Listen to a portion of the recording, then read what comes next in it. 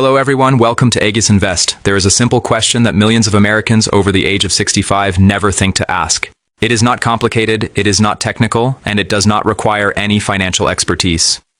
Yet that one question may be the difference between keeping thousands of dollars every year or quietly handing that money over to institutions that are perfectly happy to continue collecting it. The question is simple. I'm over 65, what am I exempt from? 7 words, that is all it takes. Most people assume that if they qualify for a discount, exemption, reduction, or special program, someone will notify them. They believe their bank, county office, utility provider, tax agency, or Medicare administrator will eventually send a letter explaining what benefits are available. Unfortunately, that assumption has cost seniors billions of dollars over the years. The reality is that many of these exemptions are not hidden. They are publicly available.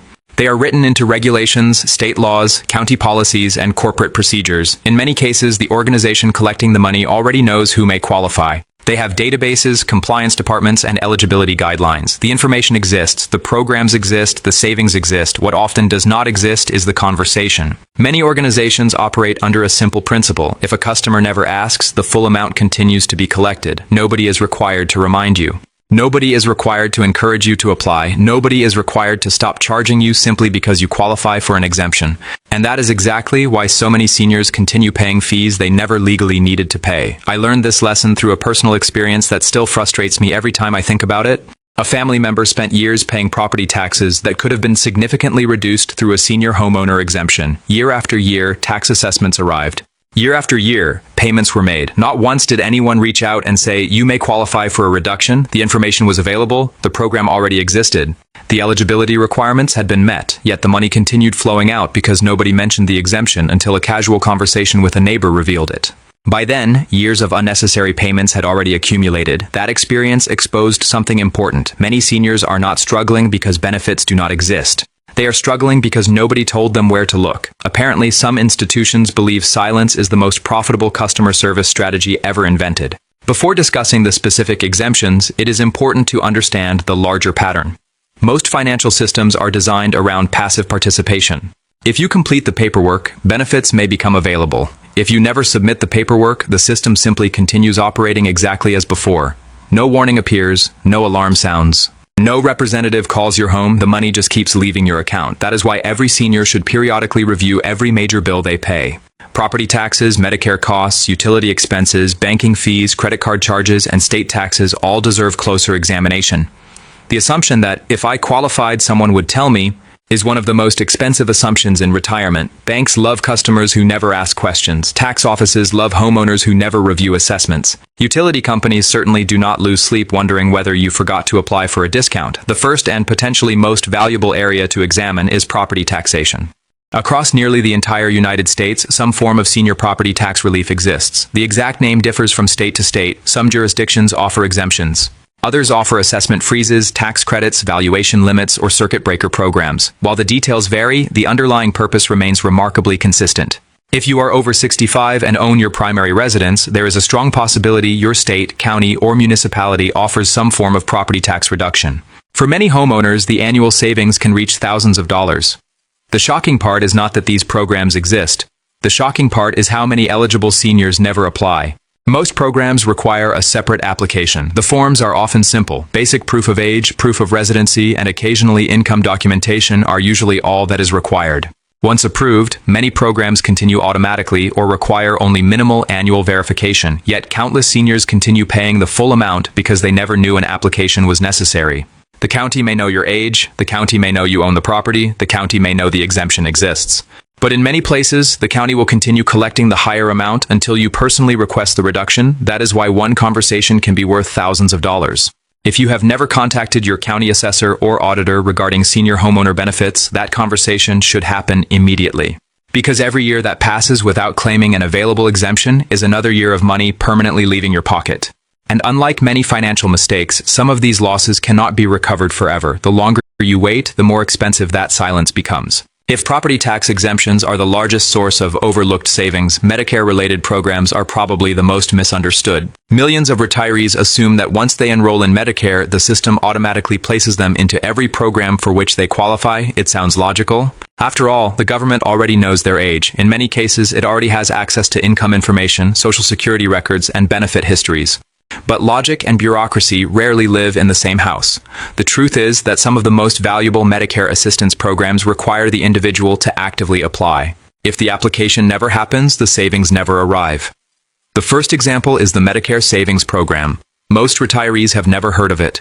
Others have heard the name but immediately assume they earn too much money to qualify. That assumption alone has cost countless seniors thousands of dollars. The Medicare Savings Program consists of several categories designed to help lower-income Medicare beneficiaries pay premiums and healthcare costs.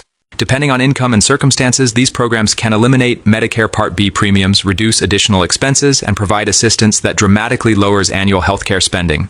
What surprises many people is how broad some eligibility ranges can be. A retiree may look at their annual income and assume they exceed the limit. However, Medicare calculations often use countable income rules that differ from what people see on tax returns or bank statements. Certain forms of income may be treated differently, while some benefits and adjustments may not be counted the way retirees expect. As a result, people who assume they are disqualified frequently discover they actually qualify after a proper review. Unfortunately, nobody is calling these individuals to inform them. The enrollment system remains largely passive. Many seniors continue paying monthly premiums year after year simply because they never submitted an application to determine eligibility. And every month that passes means more money permanently leaving retirement income that is often already stretched thin. The government can identify you when taxes are due with incredible efficiency. Somehow, identifying you for savings programs requires an archaeological expedition and 3 forms nobody mentioned. This is why contacting your state health insurance assistance program is one of the most valuable phone calls a retiree can make. A simple eligibility screening can reveal programs that immediately reduce healthcare costs. The process costs nothing. The potential savings can be substantial. And yet millions of qualified seniors never take advantage of it because nobody ever explained what questions to ask. The second Medicare-related issue involves prescription drug spending. This one becomes especially important for retirees who rely on multiple medications throughout the year. Recent reforms introduced an annual cap on out-of-pocket Medicare Part D prescription drug expenses. Once a beneficiary reaches that limit through deductibles, co-payments, and coinsurance on covered medications, additional covered drug costs should no longer come directly from their pocket for the remainder of the year. On paper, that sounds straightforward. In practice, many seniors have no idea where they stand relative to that limit. Some spend the entire year paying prescription costs without ever monitoring how close they are to the annual cap. Others reach the threshold but continue assuming every pharmacy charge is automatically correct. That assumption can become expensive. Prescription plans, pharmacies, and billing systems exchange enormous amounts of information. While the system generally works, delays, processing errors, and communication gaps can occur. When that happens, retirees may continue paying charges that deserve closer review. More commonly, many beneficiaries simply do not realize they are approaching the annual limit. Imagine reaching late autumn with only a small amount remaining before the cap is reached. A retiree may postpone filling prescriptions because of cost concerns, not realizing that one more refill would trigger the protection that eliminates additional covered drug expenses for the remainder of the year. The result is unnecessary stress, delayed treatment, and confusion that could have been avoided with a single phone call. That is why every Medicare beneficiary should periodically contact their prescription drug plan and request an updated year-to-date out-of-pocket spending total. The information exists. The problem is that many people never request them. Some seniors track the weather more carefully than they track the healthcare expenses draining their retirement budget every month. The unfortunate reality is that healthcare administration often rewards active participants and quietly ignores passive ones. The retiree who asks questions receives answers. The retiree who reviews statements discovers mistakes. The retiree who requests eligibility reviews uncovers benefits. Meanwhile, the retiree who assumes everything is automatically handled may continue paying unnecessary costs for years. This pattern appears repeatedly throughout the financial system. Programs exist, benefits exist, savings exist, yet access frequently depends on whether someone knows enough to ask. And that brings us to another major category of overlooked savings that affects retirees across the country: state taxation of retirement income. Many retirees assume their state taxes are calculated correctly simply because the return was filed and accepted. As you will see next, that assumption may be costing far more money than most people realize. By the time most Americans reach retirement, they assume the biggest financial battles are behind them. The mortgage may be paid off, the children are grown, and the focus shifts toward preserving savings rather than building them. What many retirees fail to realize is that some of the most persistent financial leaks are still happening every month, not because the charges are illegal, not because someone made a mistake, but because nobody ever informed them that a less expensive option existed. One of the clearest examples involves state income taxes. The individuals who save the most money are often not financial experts. They are simply the people willing to ask questions that others never think to ask. So make the calls. Review the statements. Check the eligibility requirements. Ask about exemptions. Ask about discounts. Ask about alternative programs, because one conversation may save more money than months of budgeting. And if there is one sentence worth remembering after everything discussed here, it is still the same 7 words. I'm over 65. What am I exempt from? Sometimes the difference between keeping your money and losing it is nothing more than having the courage to ask.